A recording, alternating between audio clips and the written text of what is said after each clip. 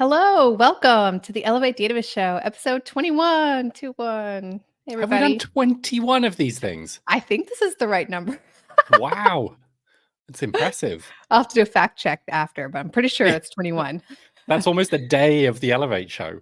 Yeah, you're right. Someone could binge us from dawn till dusk.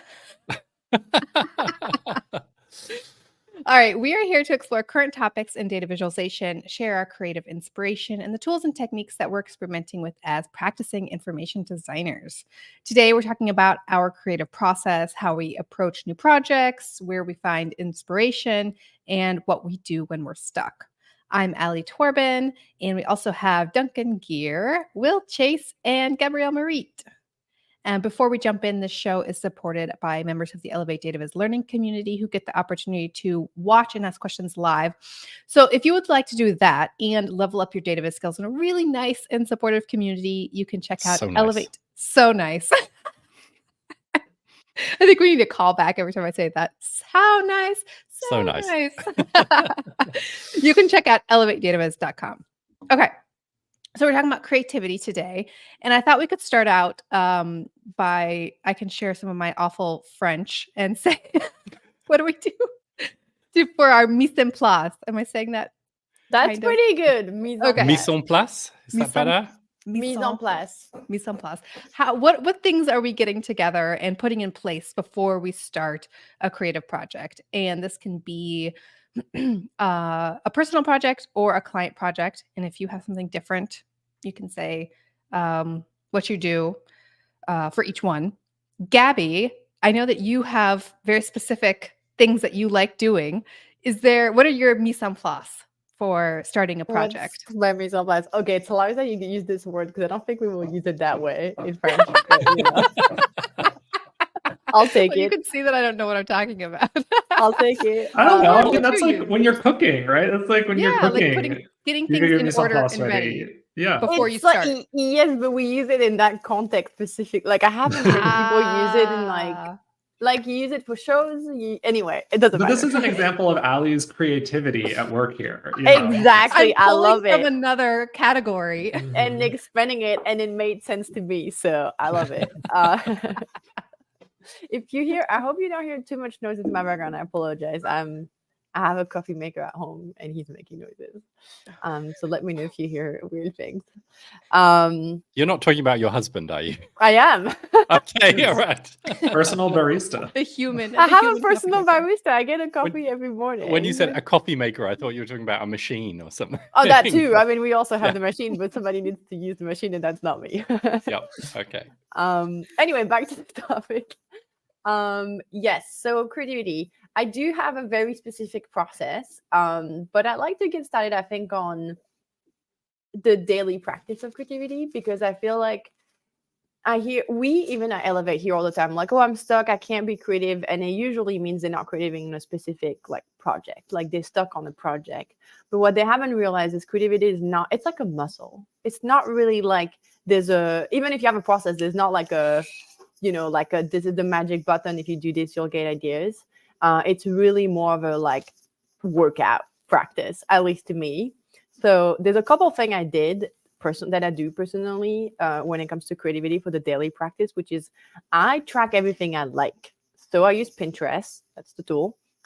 And I have it as a Chrome add-on because I'm a very digital person and I'm always online. And so every time I see something that I like, whether it's like interior design, like movie theme or whatever, like on the website, on anywhere, not so much to scroll through Pinterest, but like to be on other websites and save things. I save everything, and I have a very precise board. I have like a web design board with like subcategories for like digital storytelling, editorial style. So, and I think that helps a lot because it creates, if I ever stuck and I'm on an annual report and I need to see more annual reports, I don't have to go and search for it. I have a whole file of visual images of things that I have liked or resonated with that I pre-saved. And so I use that as kind of the archive of everything I love. And that's kind of, I think, also my aesthetic. It allows me to see my aesthetic. And sometimes I do need to just scroll through things and be like, what do I like? I'm stuck today. I just need to go back in the archive, and it's not in my brain because it's too far away. So I like to have that preset. I like how you're saying that you are sort of I'm not trying to find other people's ideas, maybe that will happen. And, that does happen naturally, part of the process. But really what you're trying to do is kind of remember and jog your memory on things that you like. What are the things that I'm drawn to? Yeah, it's like I'm stuck on editorial layout. I need some example of like things I used to love when it comes to like laying down a slide. And so I would go into, and I have like a editorial report, or like I have a presentation board. So I'll go in and be like, oh, I love that layout. I remember now. And I don't need to like go and copy it. It's more like, oh, this is interesting. I didn't think about this treatment, this solution for, for what I'm trying to do. Give me a second. I'm hearing noises in the background.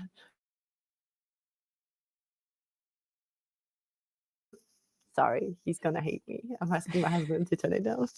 This is a complicated day, guys. We can't hear it. It's not like yeah, there's we not can a lot hear of it. background. I can hear the radio. It's like a radio.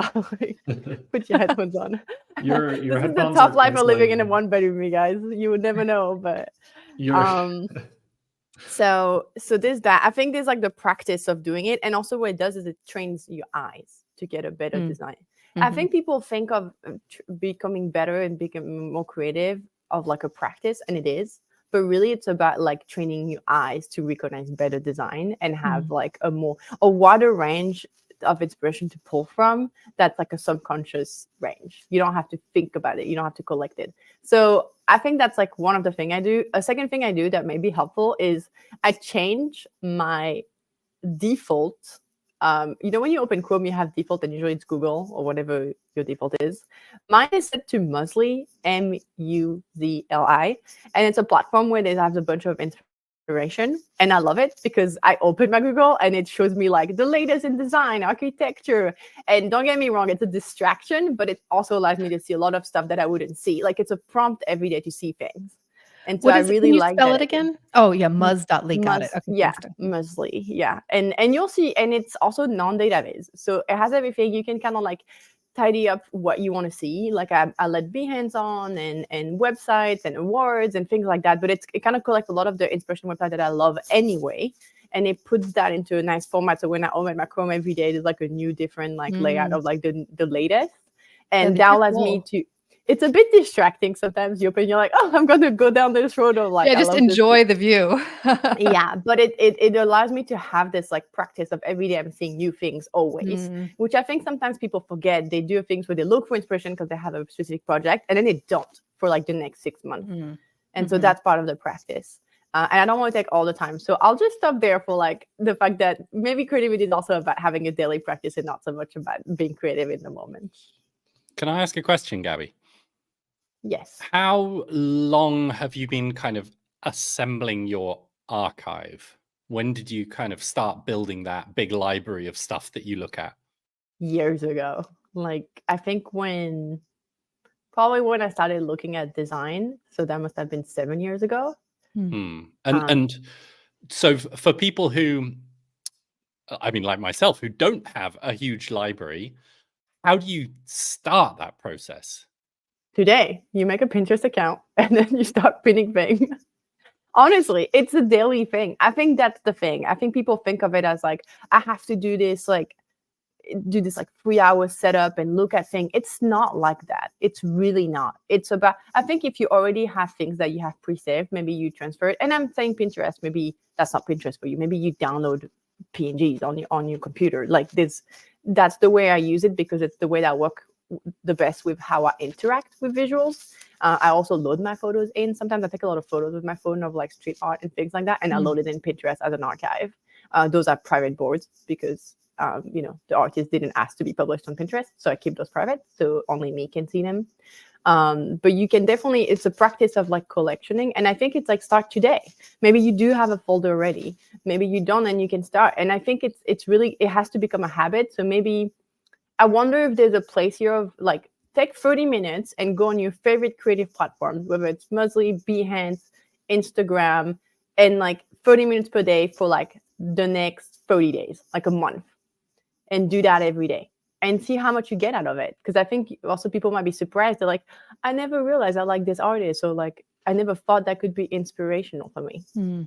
I love that idea of doing because you see all of these 30-day challenges and they're all about output. It's like, here's a prompt, make a thing like this. What if there was a 30-day challenge where you are getting input from the rest of the world? Then you'd end up with a awesome library of cool stuff that you could look at the end of 30 days. I think that sounds great. We should do that for Elevate members. Yeah, we should do that 30-day for Elevate collection. members. Yeah. I mean, it sounds like a lot, but it doesn't really take that long. Like if you're just browsing Pinterest or something to save 10 images and you do that, for 30 days, you've got 300 inspiration images. It really doesn't take that long. And it's like, I think once you get used to it, the goal is to like build a habit of things, right? I think I save like 3 or 4 images a day. That's how big my libraries are.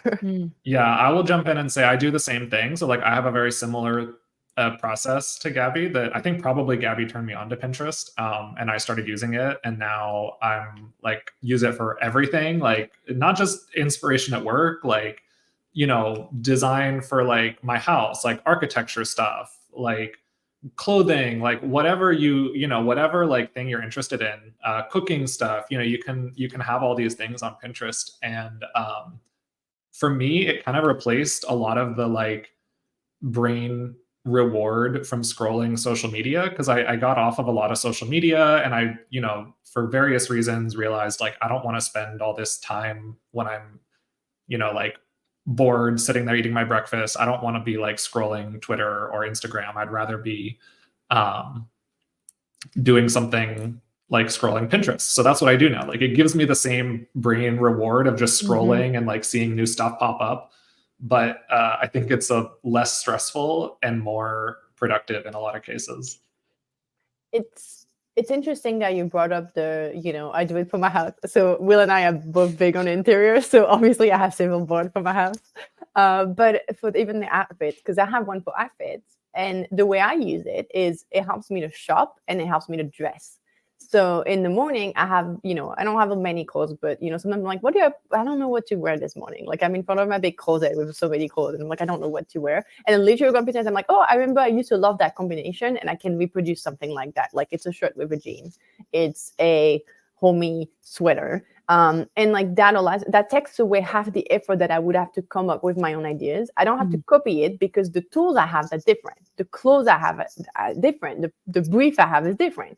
But the concept of like, it's a simple pants that's tied with like a shirt, that is a great inspirational idea. And I think that's the same idea for the design. It's like, you're not going to copy those, but it allows you to pull faster things when you need them, of like, I want to do a website today. What are the type of website I like? Like, is it negative space? We can talk about how we can do exercise to promote how to actually interpret your inspiration, but just having that allows you to go back and be like, yeah, what outfit did I like? And how can I reproduce that on my own?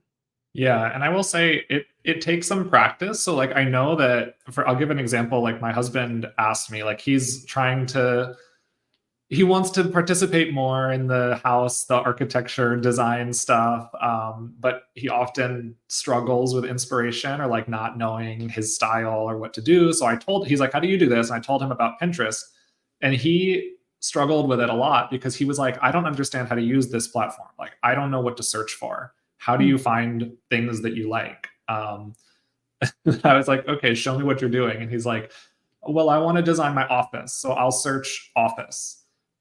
Like, it's not going to work. No, like you have to be more specific. So it does take some practice. I think a really big part is finding like the keywords that will return, the type of thing that you're looking for. So if you're looking for like, a certain type of editorial design layout or something, or a certain type of, inspiration for your website, it will not be helpful to just search like pamphlet or like website design report.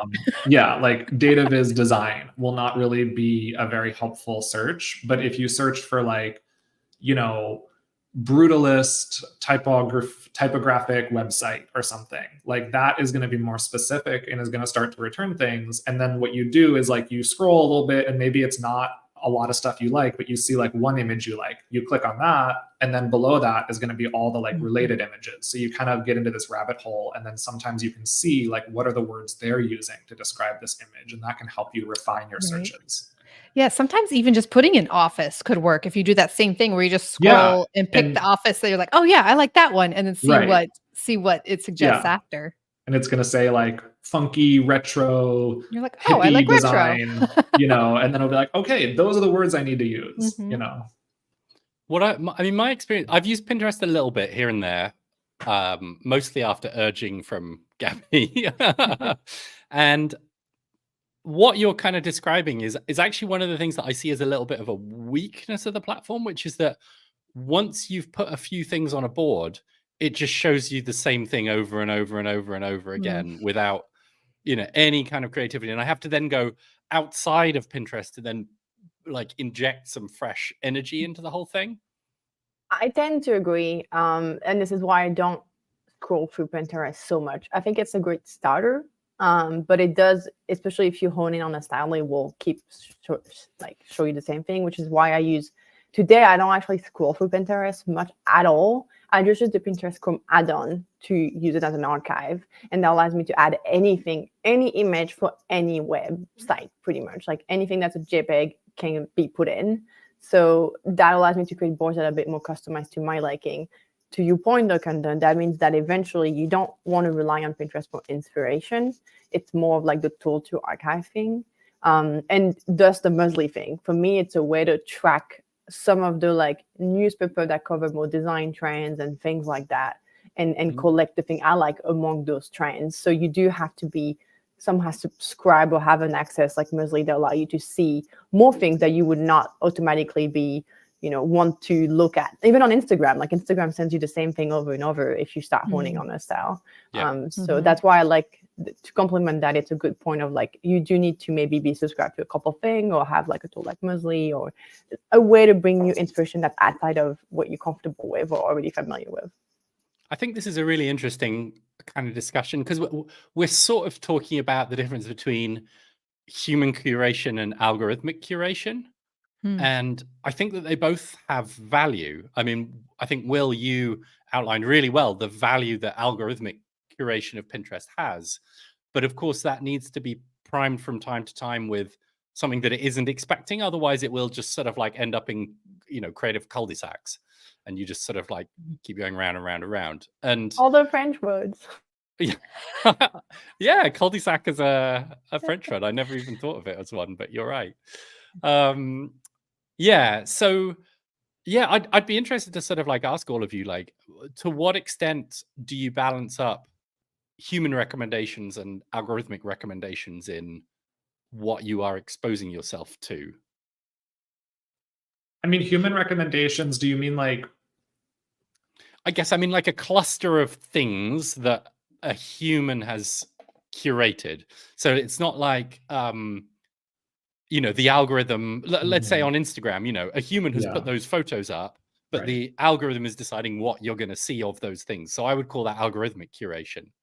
Whereas if it was somebody's website and they were like, I like these 5 photographers or something like that, that would be more like a human curation. I mean, I think I use both hand in hand because like, I think I often start with the algorithmic thing, like Gabby said. Like, I actually do like to use Pinterest as a search tool or scrolling a little bit, and you do fall into a rabbit hole. But I always feel it's like, you can change it very easily if you understand how the algorithm works. It's quite easy to kind of be like, okay, I'm done looking at like funky 70s retro whatever. I want to switch to this other thing, so I'm gonna like stop clicking on those photos and start clicking on this or whatever. But through that you get to the human curated stuff. So like, you find some photos you really like or some collections, and you go to like that person's Pinterest and they have public boards where they have collected already all of their things. So that's human curation. Or on Instagram, you see a thing you really like and it's from some account that collects inspiration from this or this or this, or some photographer you really like. So I think that like the algorithmic often leads you to the human curated stuff. Yeah, that's why I like going to the library for the human curated things, because the serendipity of just walking down the aisles and seeing what's new, or the librarians put on these displays like end caps on the aisles of things that they've curated and pulled, and what's hot or just new new releases or things that they're just trying to circulate again, things that are maybe of interest generally in the world that you might be interested in in a wide variety of things like art books, kids books. So I like going to the library for the human curated stuff. That's a really good point though. And also I wonder sometimes how much of the human curated stuff can be the result of algorithmic curation too, like the own Yeah, I'm sure Pinterest board, yeah. or I think these days it kind of cross paths. I do think nowadays I think I do very little scrolling. To me, it's very much human curation. I follow a lot of people on Pinterest that I like. I follow a lot of people on Instagram that I like. So I think it's, at first I thought that pictures was a really easy way in. Even I used to search a lot on Behance, Dribble for inspiration when I was younger. And I think that's normal because you start from a blank page. You're like, the 101, I just need to use a tool that allows me to search thing and find inspiration really quick, usually apply to a project. And once you have established more of that foundation of like you understand design, you also start getting a better sense of what you like and what you'd like to explore. Because I think people confuse that too. Like even in Elevate, we hear people saying, oh, I think I'm already stuck in a style. I'm like, you've been working for 2 years in design. You're not there yet. You're not stuck in your style there yet. You might even like only actually start getting to your style at that point, And so I think for us that are maybe a bit more senior, like mid-level, like then we want to explore and push ourselves. Maybe that's where I'm at today. I want to move away from like the traditional expectation of like traditional platforms of Behance and stuff and open to like weird things. So I'm like subscribed to a bunch of weird things like pottery feeds in Pinterest or Instagram. I'm following a bunch of like street art artists because they just have a different point of view of like creativity and art. And then I have really good friends in Elevate that send me image. Like we have an inspiration channel. So like people send things like comic or like, I think somebody sent recently like artists that we're doing like glass work. Like we have a lot of weird things that we share. And you can also, if you have people in your life that are artists, it could be interesting to exchange things. Jason Forrest was like sending me pictures of a vintage book that he just bought. Like this is literally how my inspiration board grows. And I just put them on my Pinterest in private because it's a book. But I have like all those images. I don't know if you'll zoom in, but I have all those like weird vintage images of like a book that he sent me. And I'm like, this is amazing. Like it's black and white comic Dataviz. And I was like, I'm saving this for later. So there's also that, I think, that culture that you can share with others. It's really interesting that you bring up books and you brought up books as well, Ali. I think probably many people who are watching this will have, at least a few books full of beautiful data visualizations. There's a bunch of them out there. To what extent, like how much time do you spend leafing through those when you start a new project, or is it all digital? Specifically Dataviz books or books in general? I guess like design books in general. So Mm. books of beautiful things that you read, that you kind of like open primarily for inspiration rather than to read them. I don't think I flipped through it before. I think I do more what Gabby was talking about, just like kind of collecting daily and not really looking at my inspiration when I have to solve looking at the inspiration, just being like, I need to be inspired. I think I look for something really specific, like I need to show a proportion over time or something. Like, what are just some ways that is a good way to show it, and kind of get my wheels turning, but more for specific problems. I read the book once, I take photos of the things I like, and I load that in my Pinterest. I'm like, actually digital. Because then it allows me to go back to it if I need to. And So then I you do burn that. the book. And then I keep the book just for decor, and I'll reopen it from time to time. But it's like, I think it's, and I love having books and they like coffee tables and all that. And I don't buy Dataviz books. Don't burn me. I just don't find them really inspiring. But I do have a bunch. I have like watercolor books and painting books and collage artist books. So I buy them all the time. But I do tend to look at them as a whole once and then like take photos of the things I really love. And then I'll go back to it from time to time. But I won't particularly go and get the book to get inspiration for a project for sure. I see the flipping through the book as more of an experience. Like that's why I like going to the library because there's no investment. You can go in there and flip through it. It's like an experience for a few minutes or a few hours over the course of a few days or a few weeks or something. And then I bring it back, and that stuff is kind of now embedded in the back of my brain that I can grab in the future? Yeah, I mean, I think it doesn't have to be like, there's definitely different types of inspiration. It doesn't have to be like, I'm looking for a very specific thing. So I've like collected these images on Pinterest, and then I'm going to kind of look at them right before I start my design and like emulate that. I think the more passive way that you talked about, Ali, where like, I'm just going to look at these things and my brain will absorb some information from this, and that'll, influence me in some generic way in the future. Yeah. Is like a lot of what we do is just consuming a lot of things, and then it trickles down somehow through your brain. Mysterious brain processes. Yeah. I mean, honestly, I think that's mostly how it works for me.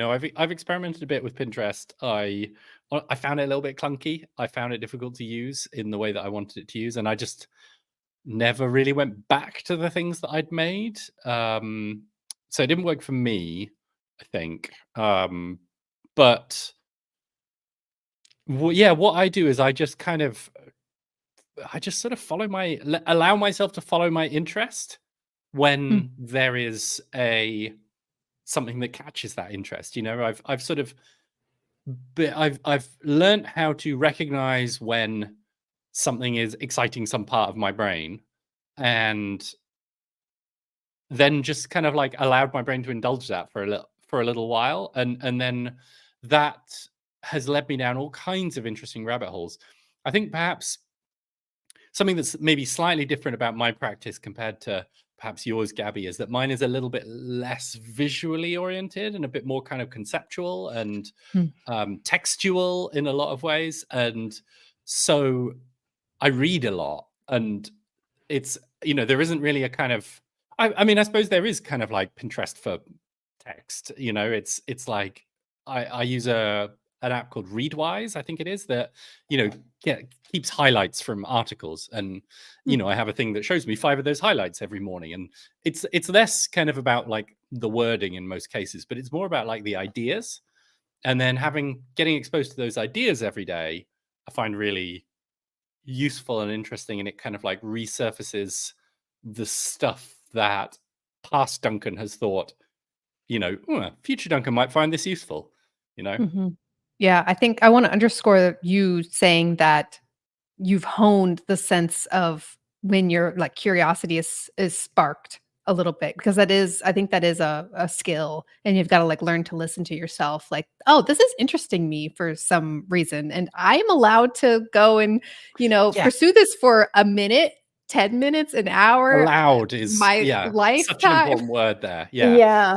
Because you feel like, oh, I'm wasting time. I should be doing something that, is going to make my company money or whatever. But no, what's going to make your company money and yourself happy is to just indulge that curiosity for a few minutes, see where it leads you, file it away for later if you want to, and you don't have to if you don't want to, and see what comes of it.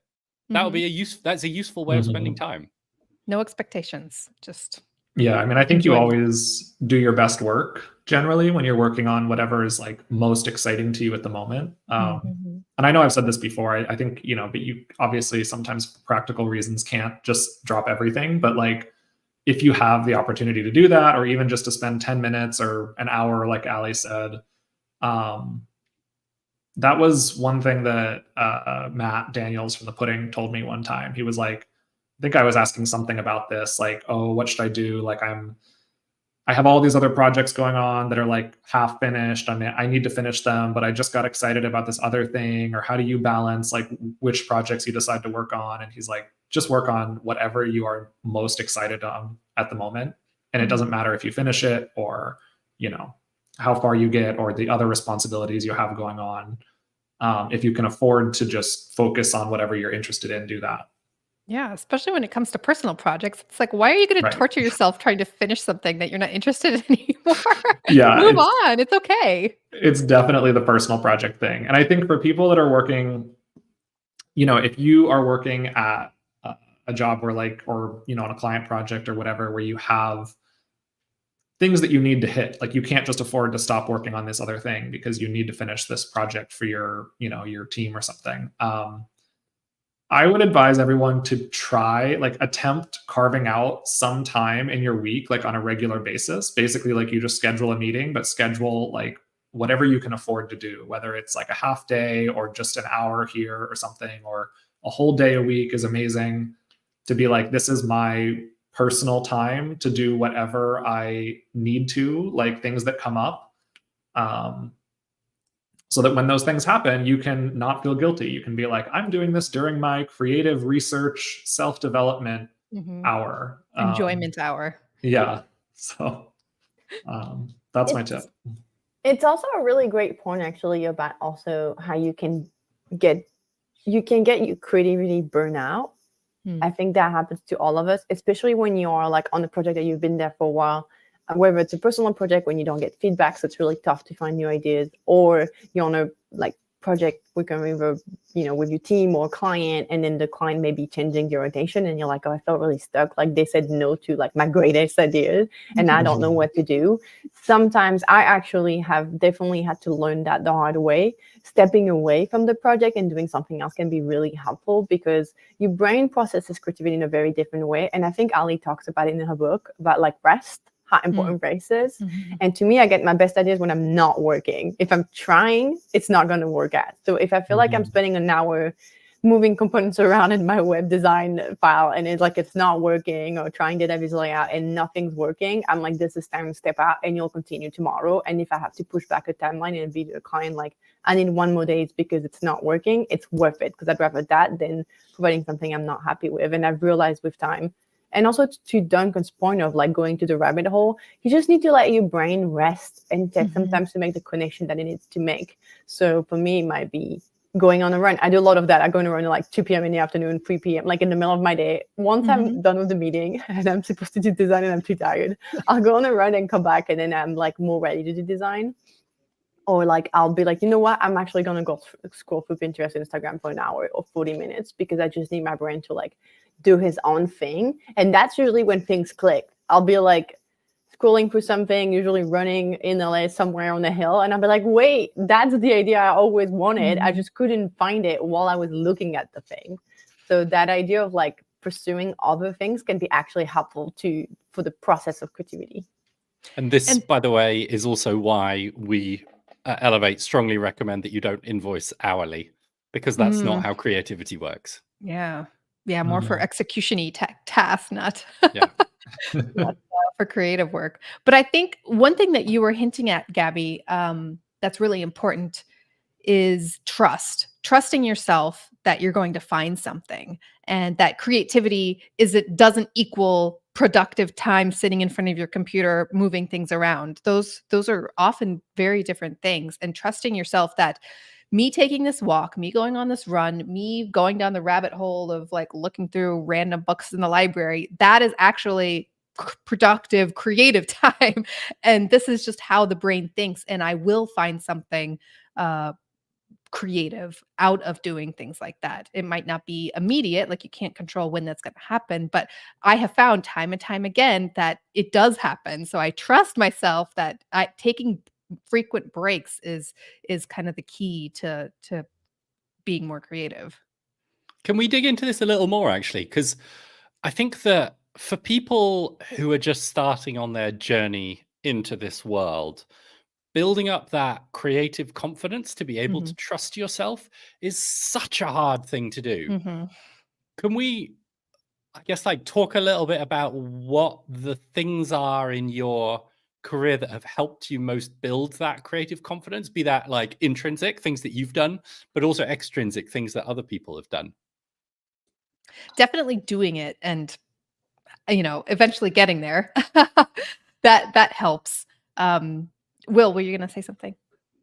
Yeah, I was going to say, I think this has been true since the beginning, and I find it harder actually now, like the more I get into my career, is to completely like disconnect from the product or like the output that I'm producing when I'm doing something. So a lot of times when I'm working, I find it's really hard because I'm having this thing in my head, either like, oh, I'm not being productive enough, or the thing I'm producing at the moment isn't good, or I need to get this thing done, or like this is by the end of today, I need to have this output finished and it needs to look this way.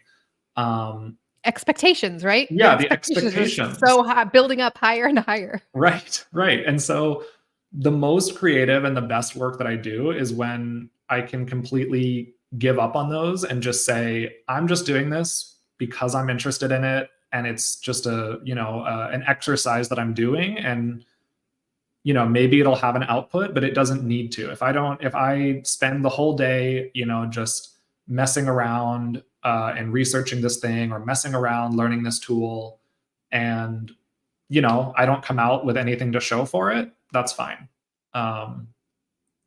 So we have 2 Duncans. I'm sorry, why is Duncan? Why is this Duncan photos Did on my you- videos? That's Did you log in as me or something? What was the deal? I don't know. I don't think so. For those who are listening, I turned off my camera because I was trying to get my dog who was yelling, and the photo that showed was Duncan's photos. That's really weird. I Must love be a that. glitch. Duplicated.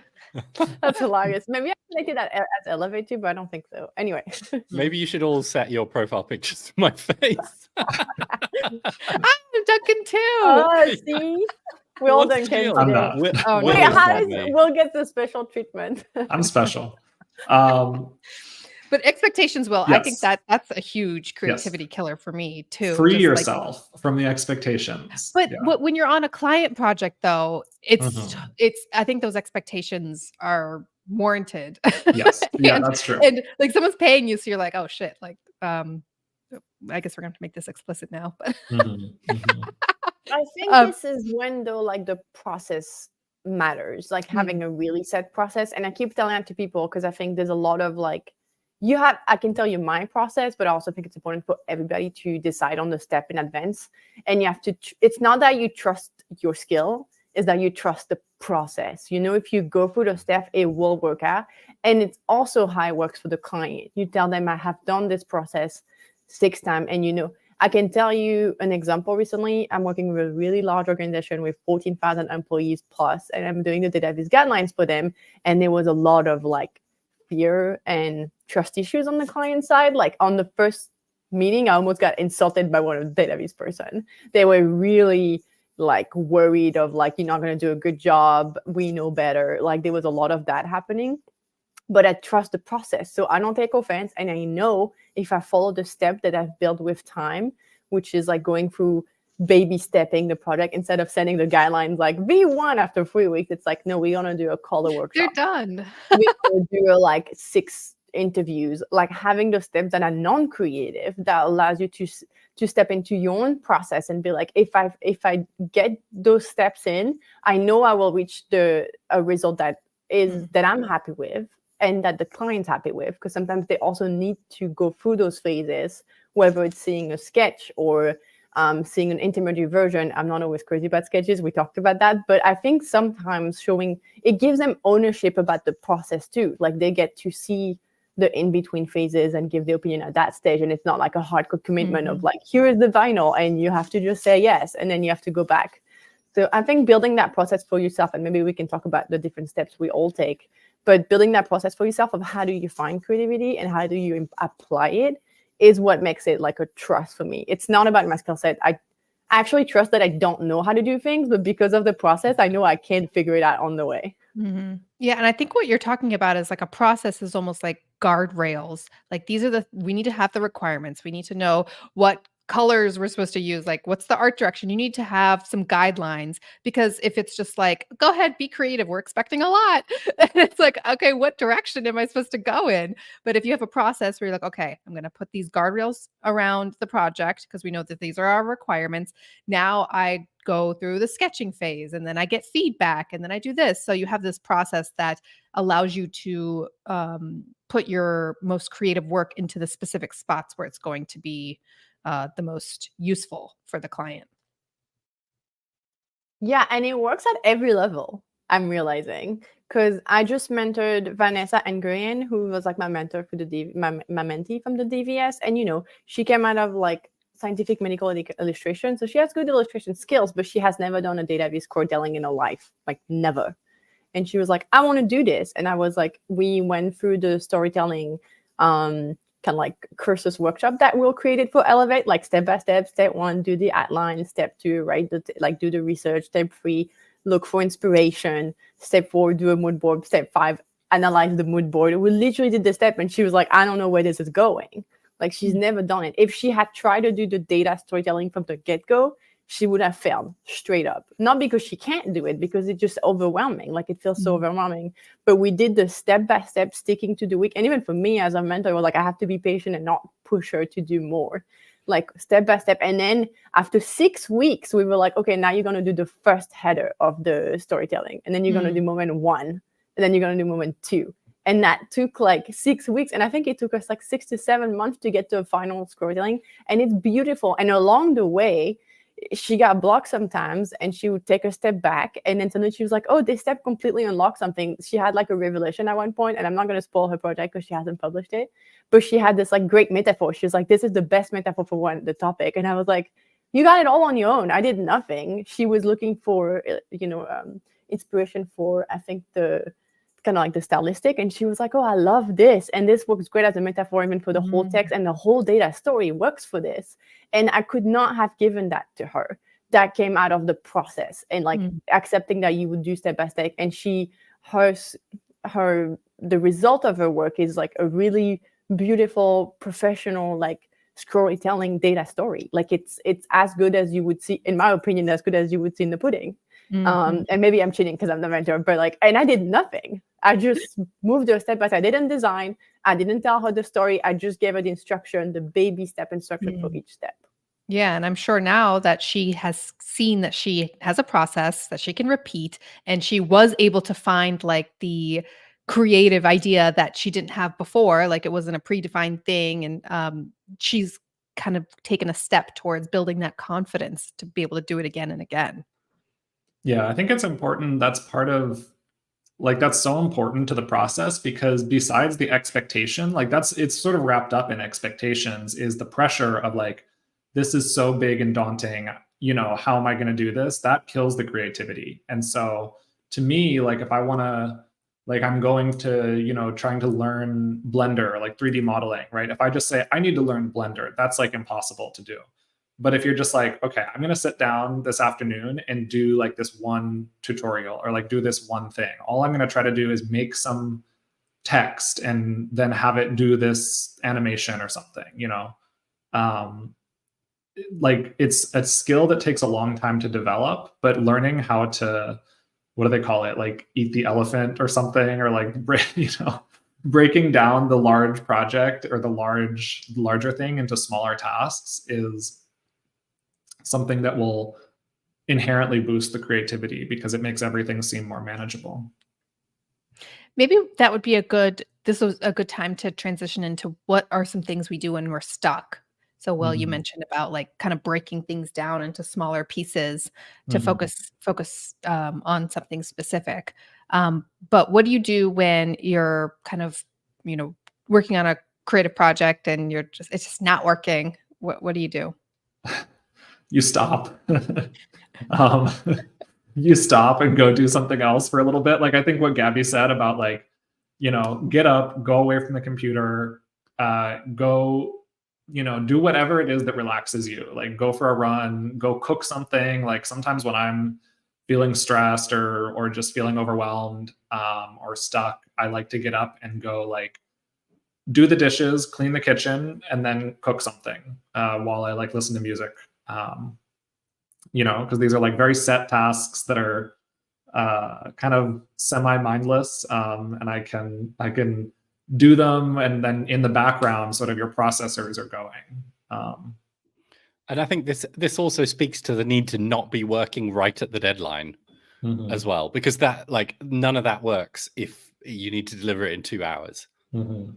Yeah, do the creative part up front when you have a lot more time, like you have a lot more runway, and then, not that I recommend this, but, you can be working up to the deadline to like, get the last pixel in place or whatever you're doing. The execution part.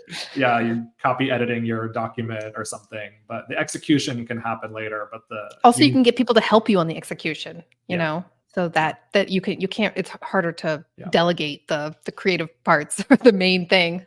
Well, that's another really good way when you're stuck. That's another really good tip is talk to somebody. So, go explain your problem to them or just show them your thing. And not like you're looking for their advice, but just talking through it with them can. Yeah, coders call this rubber ducking because you may as well be talking to a rubber duck. Just by the sheer act of explaining the problem, you find a solution. Yeah, and someone even just with their clarifying questions, trying to figure out what you're talking about, you discover a new way to describe it. And you're like, oh, that's the way. Yes. I've been doing this a lot because I'm working on a new project that's very, very tricky, like story-wise and research-wise. So every night I'm like giving my husband a recap and explaining it all to him, and he'll point out things and be like, well, how would you do that? Or like, what's a good comparison for that? And so, talking through those things helps you to get new ideas and to sort of reframe your old ideas and figure out, oh, like this is how I should, take that thing that I was working on and really apply it in a new way. Or to find the problem, because sometimes you're just like, I don't know what's not working here, but it's just not working. Sometimes it helps you find what the thing was that wasn't working. Allie, what do you do? Definitely taking a break is the number one thing. And then asking other people. And the thing the kind of like a cheat code, if you don't have someone to talk to it about, is I like to use that testing website that I always talk about. It's called Listen now.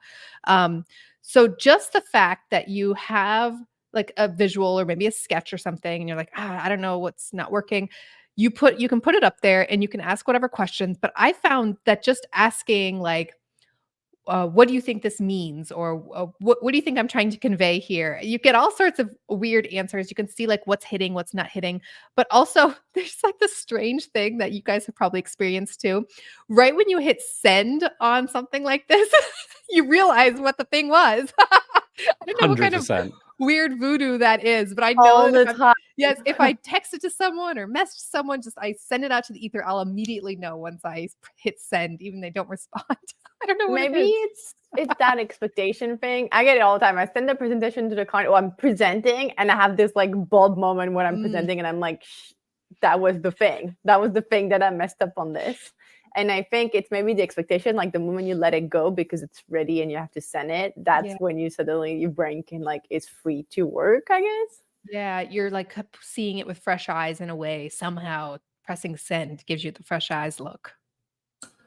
Yeah, I'll also say it depends a lot on how you're working. But one thing I've found really helpful working as part of a team is like just letting someone else do it, or like, take their own stab at it.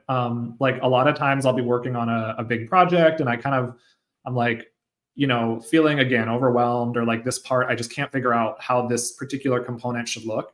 I'll just send it to someone on my team who I know is a great designer or whatever. They have a good eye, and I'll say, what would you do? Can you just draw like, what would you do for this? Or can you take this and design it, within this framework? And then, they'll go, oh, that's easy. I do it like this. Yeah. They'll be like, oh yeah, yes, that's it. You're like, perfect. So if you have people you can do that with, it's really helpful. And maybe they'll come up with the perfect solution, just go, that's it. Or maybe it won't be right, but it'll help you kind of bounce back and forth again. It'll spark something in you. Yeah, and if you don't have a team to do that with, join Elevate. I was going to say, this is what we try to like. This is what we do. I mean, people were posting even this week. I mean, all the time, people post in the critique channel, be like, I have been looking at this too long. This is what I'm trying to do. Can some people give me ideas? And like within a few minutes, people are like, what about this? What about this? What about this? On like visual, on code, on anything, on business stuff. Copy. And we've been doing that between us. I mean, when Duncan did his new website, I was like in Figma being like, you can move things like this. Like, and we all exchange and having creatives to talk to that actually are like at a similar level or not. Just like I can just even like go in Figma and just like move your things around. That can really change your perspective for sure.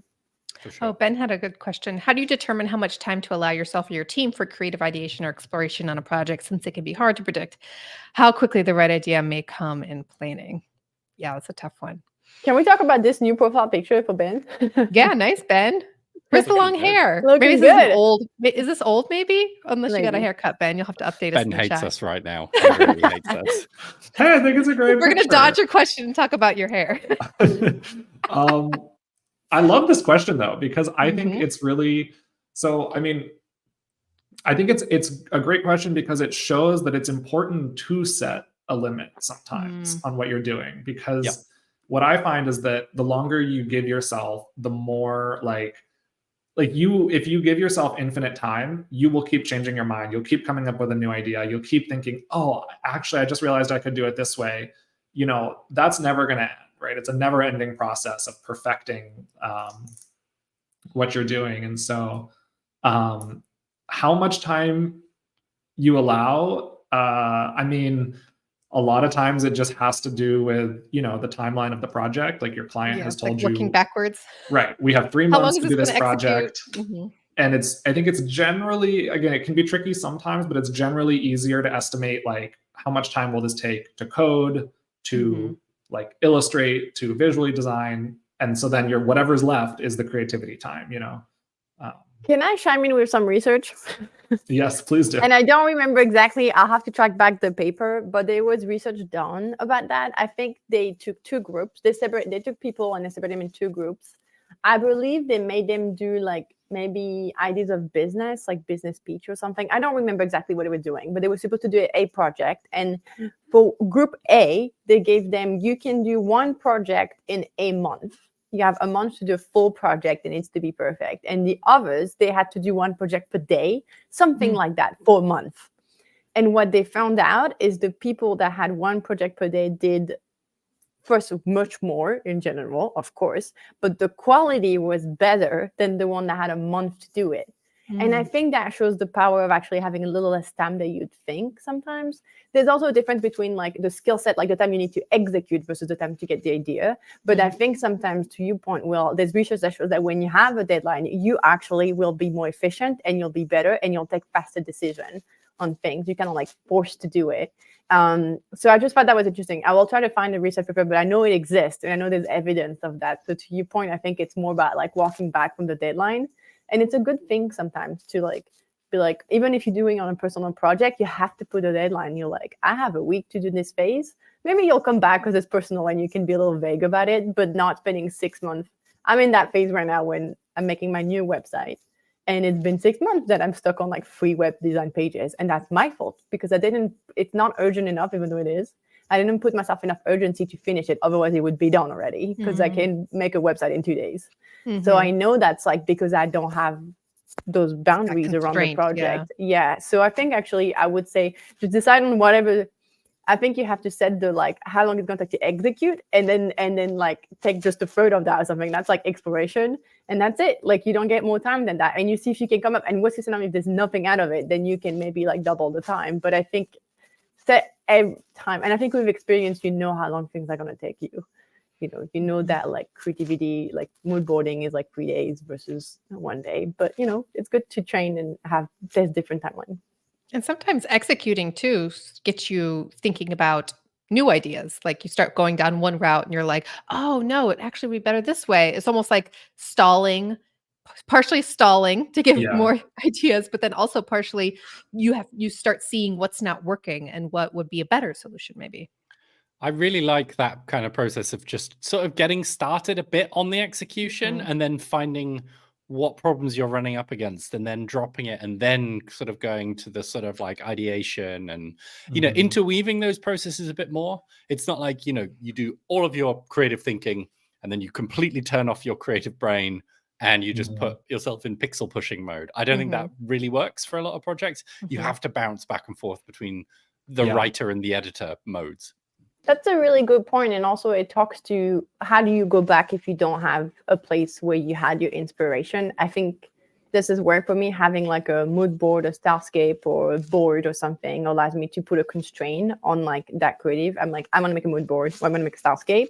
Then I'm going to try exploring like actually making the output, and then I get stuck and I'm like, let me go back to the mood board. If I hadn't had done that phase, I would have nothing to go back to, and then I would have to search again and maybe find new ideas, and then it would like become like this weird, Frankenstein design because I'm pulling from too many sources without like constraint. So to me, having that like really set moment, I always do it for every single project. I'm like, I'm going to mood board this every single time, because setting that creative direction and some choices allow me to be able to go back and forth afterwards in a way that's really efficient.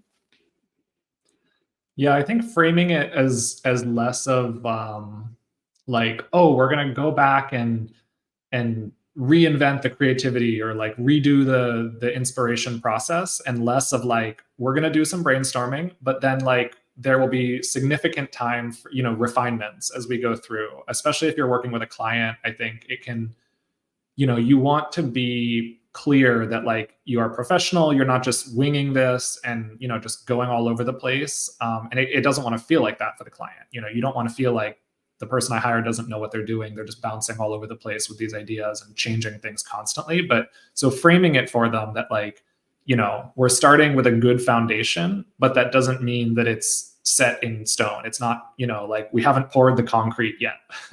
So and then coming up with good justifications for why things change over time, or why you're going back and rethinking something is important as well. Mm-hmm. Which goes back to what Gabby was saying about like having those requirements set, having that process. Yep. So you're putting those boundaries around it. So you have something to assess against as you're thinking of ideas. Like, is this matching our requirements? No. Okay. But yes, but a little bit not. You have something to compare to and keep going back. Yeah. All right. I think we had a really great discussion about creativity and the process, and we have lots of resources at elevatedataviz.com if you are more interested about the process. We have talked a lot about the process and how to do a design brief and discovery calls and all that. So if you're interested, definitely check out elevatedataviz.com.